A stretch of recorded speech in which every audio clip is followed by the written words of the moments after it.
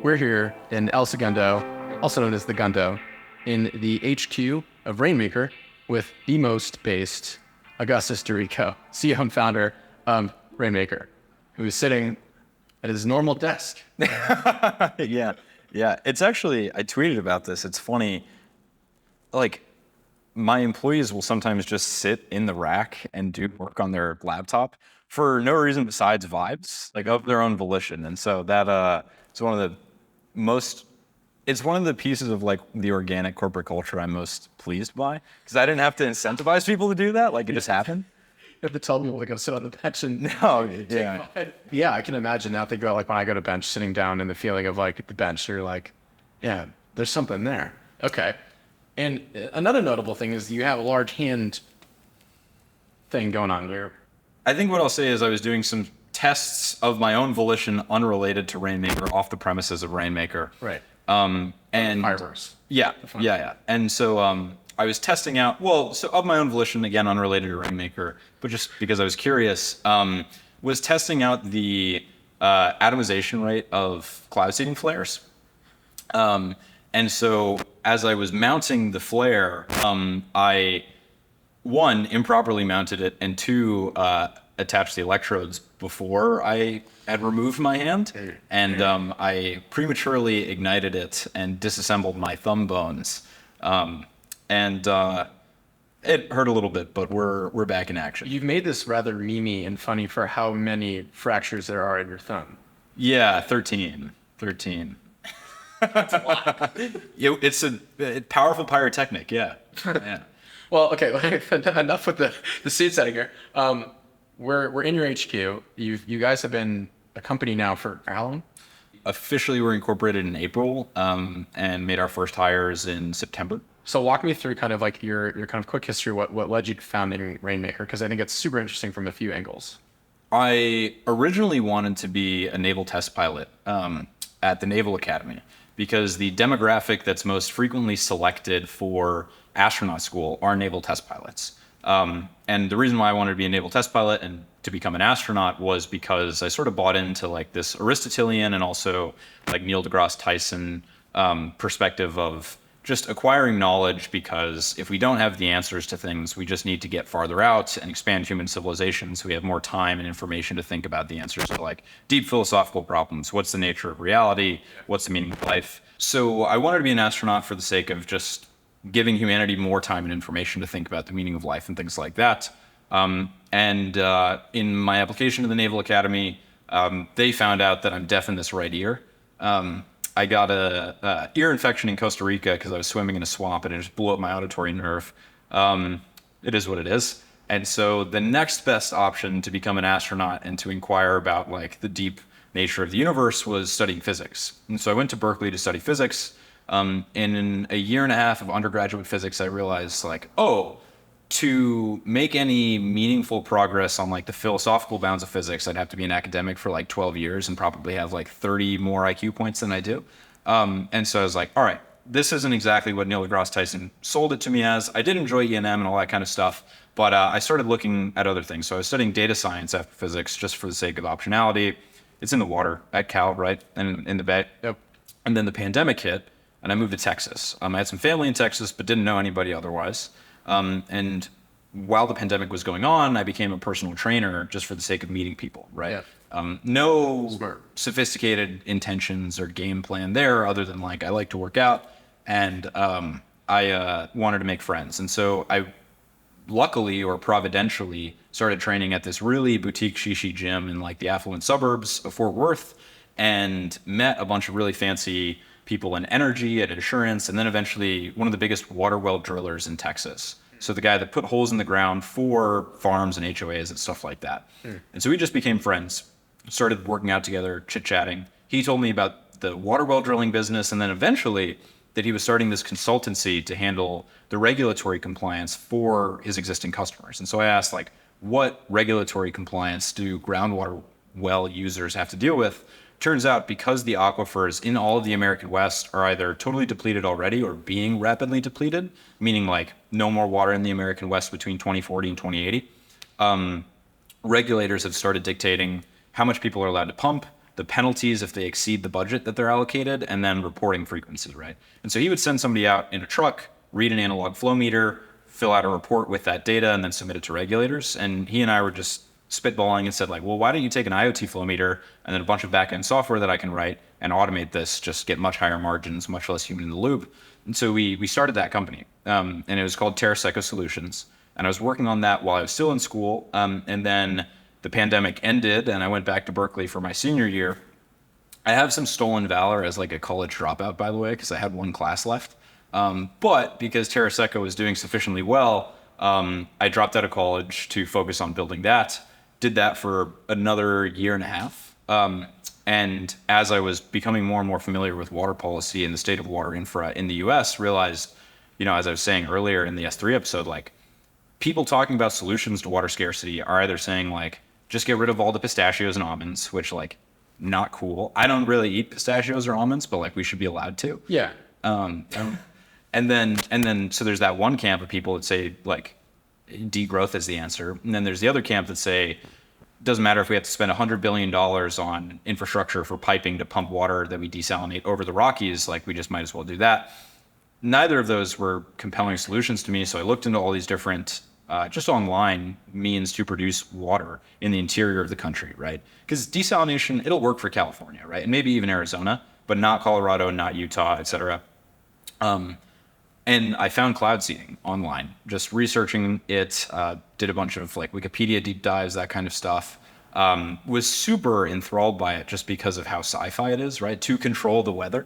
And there's this observation that I made when I was doing my research, which was that like for some reason, the United States and maybe like Western society is actually less agentic than like these developing nations and like uncontacted tribes people that like do rain dances because they want to try to control the weather. That's interesting. And we've just like totally abdicated that as like beyond possibility. Yeah. And so I was enthralled by like the nature of the technology, but if you look up cloud seeding, there's infinite articles about how, like it doesn't work, or like here's the reasons why it's not credible, here are the failed programs in the past. The reasons why it failed are, one, we didn't have high enough power radar and ubiquitous enough radar to measure the results of seeding, and two, like we just had really inefficient delivery mechanisms. So I talked to some academics from CU Boulder and other institutions and realized like, okay, the space is ripe for commercialization. Never have people needed water more than now. So they're more inclined to try these esoteric technologies to produce it. And then I read Paper Belt on Fire by Michael Gibson. And in his appendix or glossary at the end of the book, it's like 100 technologies that people should investigate to try and build the future. And one was cloud seeding. And I DM'd Michael and I was like, dude, I read the book, we got to talk. And he was like, what, who are you? Okay, sure. And so at the conference, the Weather Modification Association conference, we got on the phone. He was like, very interesting. Okay, like let's talk. And then shortly after that, raised our pre-seed round with 1517 and some other good investors. I think like normally I ask founders, like what is the technical challenge you're most obsessed with, or is the most challenging right now? How are you engineering around it? But you have a few. But in your mind, what in your most is kind of the most grisly, intense of the batch? Yeah, it's funny that you say that because when we were going out to raise, and we ended up with some great investors that are risk tolerant and are bullish, but a lot of people were like, man, you've got like 5 independent things that you have to technically de-risk. And I was like, yeah, exactly. Tech. Yeah, exactly. Surprise, surprise. But that being said, the foremost thing that we have to definitively solve, is differentiating between supercooled water and ice on radar, right? So I was saying before, the reflectivity signature, right? So like the signal that you get back when you hit supercooled water or ice with like your X-band radar beam is almost identical, right? And so you have to do some sophisticated, it's mostly like machine learning stuff to parse those two apart. But if we can do that, that's important. One, because then we don't need as many in situ observations, right? So we have to build out less stuff to put on our drone, or we don't need research aircraft.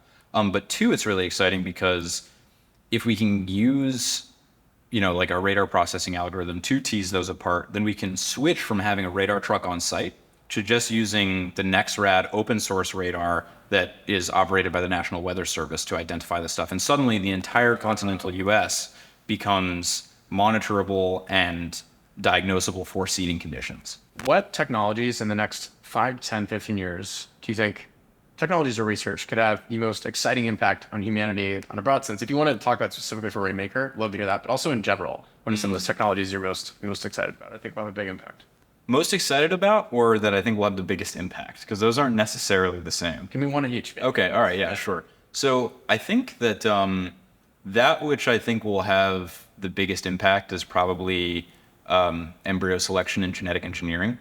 I think that for better or worse, and I have some religious qualms about embryo selection, I think that it's inevitable that people either decide to become like a Luddite that's totally non-competitive with people that are genetically engineering, right? Like, have you seen the movie,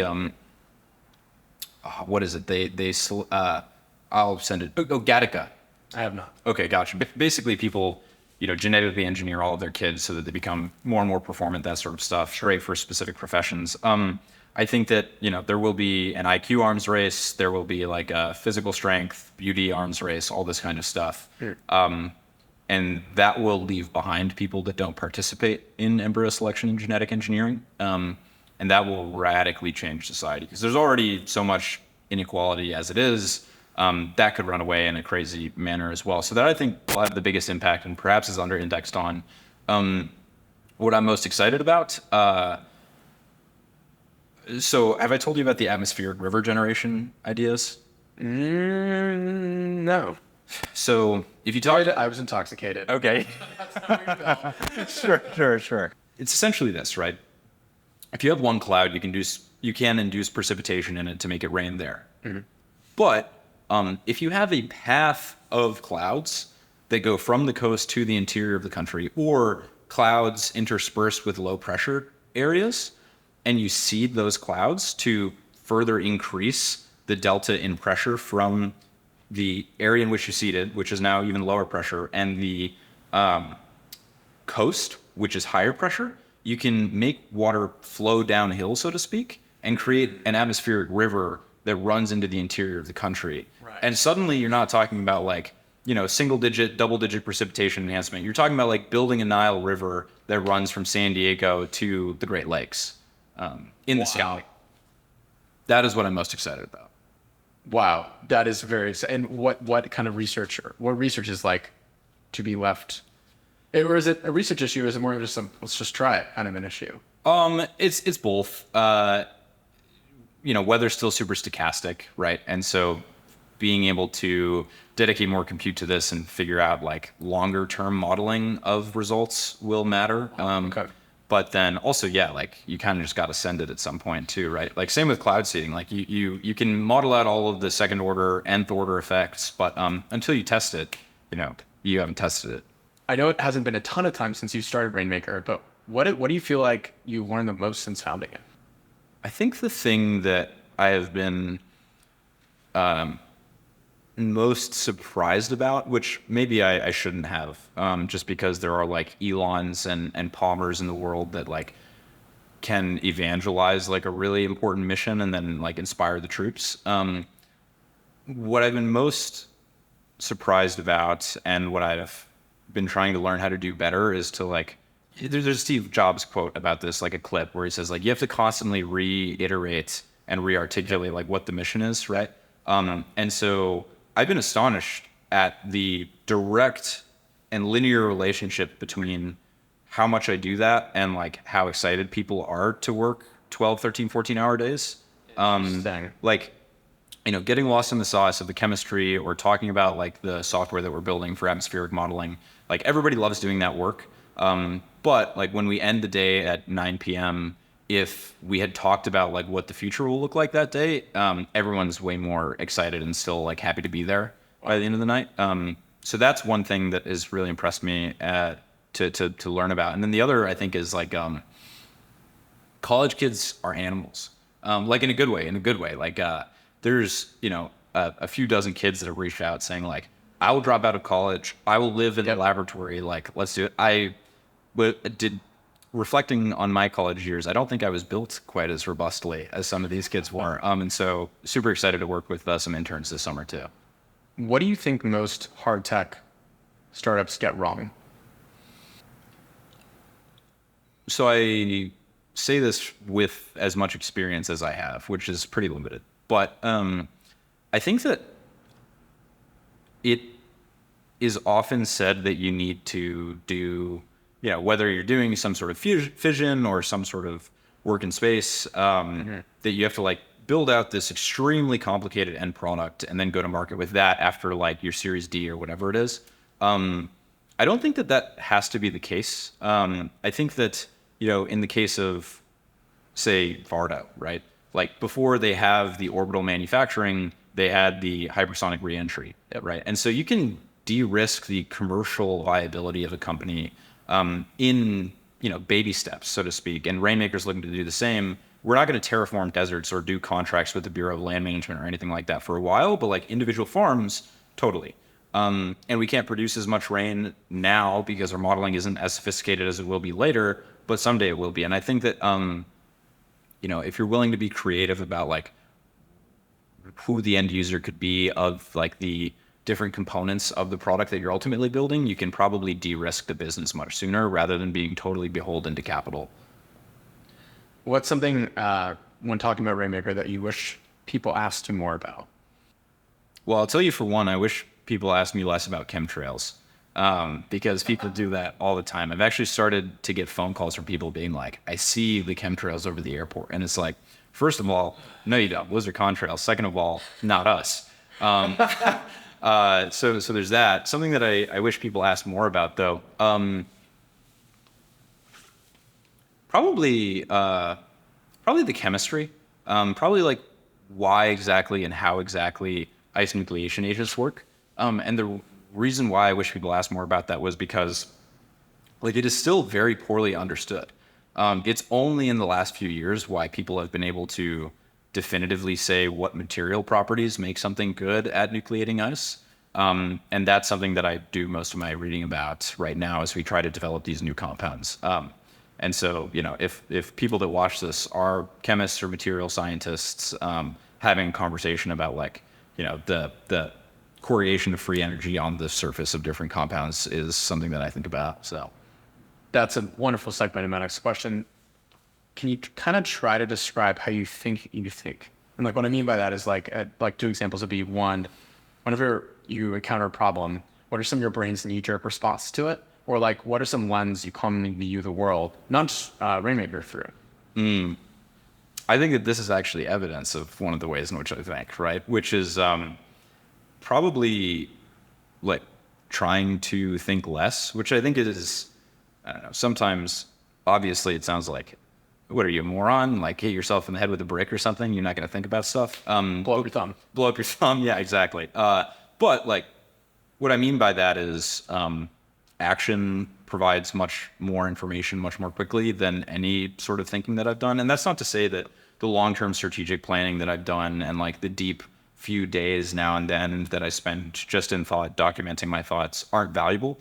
But I try to defer to action in everything that I do first. And so I would say I think about that. And then another heuristic that I use, this is from, a wise man up in Idaho that I've spoken with a handful of times, Andrew Krapischetz, and he said in the context of business, like the three primary values should be like bless the shareholder, bless the customer, bless the employees. And then you extend that out beyond business and like look to bless people constantly that are around you. And I don't think that I do a great job of that, but like if you can serve others and love others, I try to love, not romantically, of course, but I try to express love to everybody I interact with maximally. And I pray about doing that more and better. We were talking a little bit about this before, but like this idea that people our age, our generation is the most technologically equipped, advanced, educated, economically well off, maybe not with interest rates in like the housing market, but hey, we could fix that. Other stuff, we are like the most privileged, well off, like starter starter stats in history. And a lot of our generation is kind of just not doing anything like that. Well, I guess A, do you share that opinion? And B, like, what do you, what like, how do we change it? How should our generation change? And like, what should we do about this? I mean, I wholeheartedly agree, for one, right? Like, I was building SaaS that had like a good impact on the world, but it was SaaS, not nearly as step function. It wouldn't have been a step function improvement in society if we had really like ripped in that business. And there's many people engaged in similar stuff like that. And not just to rip on SaaS, like, you know, there's people that work accounting jobs that they're not excited about, that they don't feel any like fire in their belly about. And also, you can be a great accountant, and if like that is what you have fire for, then by all means. But people definitely are not taking advantage of the circumstances in which we live. And so there's this verse from Esther, the book of Esther in the Bible, and it's, you know, Mordecai, Esther's uncle. I won't give the full context, but he says something to her. She's very distraught about like political turmoil, and he says like, well, perhaps you've come to the kingdom for such a time as this, right? And that echoes in my head all the time, because it's like, okay, you know, people are more depressed than ever. Our generation's not doing much that's exciting, but we have all of the resources that humanity has ever produced at our fingertips. Like, perhaps all of us that were born in this era are here specifically to reclaim like the vitality and the spirit of our civilization in this time from like the doomers. And so how do we fix that? I mean, first and foremost, go to church, you know? So that will resonate with some and not with others. I was an atheist for most of my life, and would say, you know, whether you're an atheist or not, wherever you are religiously, like, it's kind of interesting the first few times you go to church. Maybe the Bible is a little bit different than you would expect, but finding, at the very least, some deeply objective moral framework to justify all of your action, I think, is a good foundation for other thoughts. So there's that for one. Another is like workout. And these might sound like really silly, but they are radical quality of life improvements. And working out's really important, or at least it was for me, because it, you know, in the sea of weird abstract things that I'm thinking about and working on, it grounds you in very linear progress. And so you get to understand what the input of your willpower and action is relative to the output and like the benefits from it. But then more than that, those two practical things, this is more of a vibey one, but it's like deep tech and space tech and biotech and like weather mod. These all have to be really cool things. Yeah. And for some reason, and maybe we can even talk about that, like we lost the cultural war to like finance and like pure creator economy stuff. Yeah. And so if you're working on one of these things that is really going to change society, or that you believe is going to change society because of how technologically innovative it is, like the onus is on you to make it awesome and to be like a cool person. Because if you're working on some great technology, but you're like a hunchback that lives in a closet and smells bad, like nobody will want to work for you, and you won't be able to raise, anyway, it'll be a problem. Yeah, you're gonna have a hard time doing storytelling. Yeah. So like just be sicker. Probably. Yes. What are some of your favorite books in the Bible? So my favorite book of the Bible is Hosea, little known minor prophet. And the reason why it's so important to me and special to me is because it's the story of this prophet Hosea who is instructed by God to marry a prostitute named Gomer. And so first of all, first pass seems like bad news, right? Like, you know, pretty woman story aside, most of the time people would advise against something like this. And so Hosea goes, marries Gomer. Gomer is an adulteress, sleeps around, has kids from other people, leaves him. He has to go buy her out of slavery repeatedly because she continuously commits infidelity, keeps leaving, and he keeps searching after her. And there's no like happy ending necessarily in that story. But what it taught me was the way in which God loves us and the way in which we're supposed to love. And no matter how far we stray and no matter what we do, like God's love is ceaseless. And I think that you know, a lot of people in our generation feel some sort of guilt or shame or angst for whatever reason. And knowing that no matter what you've done or who you are, that like God is searching after you, and that he wants to love you, I think is really important. And then using that as a model for how to love others, like someone might betray you. And that isn't to say that like, there's some Southern quote that's like, fool me once, you know, shame on me, fool me twice, shame on you, or blah, blah, blah. I don't remember what it is offhand, but, like you don't have to forgive. Well, I guess you actually do have to forgive, everybody. And no matter what they've done to you, you have to love them wholeheartedly. Don't be a fool about it. But, that is something that I think is important to live by as well. Like deep, deep love and forgiveness, no matter the circumstance, even for your perceived enemies.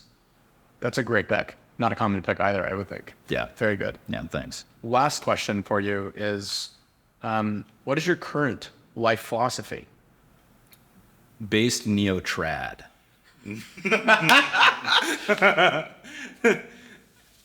I don't know if you need to explain that. Yeah, perfect. Yeah. Wow, you nailed it on the head. Thanks. I have one more question now. Yeah, sure. From you yourself, like, can you define what it is to be based? I think if you know, you know. Yeah. Right. But that being said, like desiring a better future, being confident in that, caring for others, not being co-opted by like the current zeitgeist, all those sorts of things, desiring for yourself and others to improve, all of that probably is, and also like a timeless appreciation of excellence and perfection and like the good, I would say. Like those are all things that comprise basedness. Based. Thank you. All right. I think that'll do it. Thank you for having me here. This is fun, man. It's a pleasure, brother. All right. We did it. Woo! Cheers. Dude, thank you for that. That was it.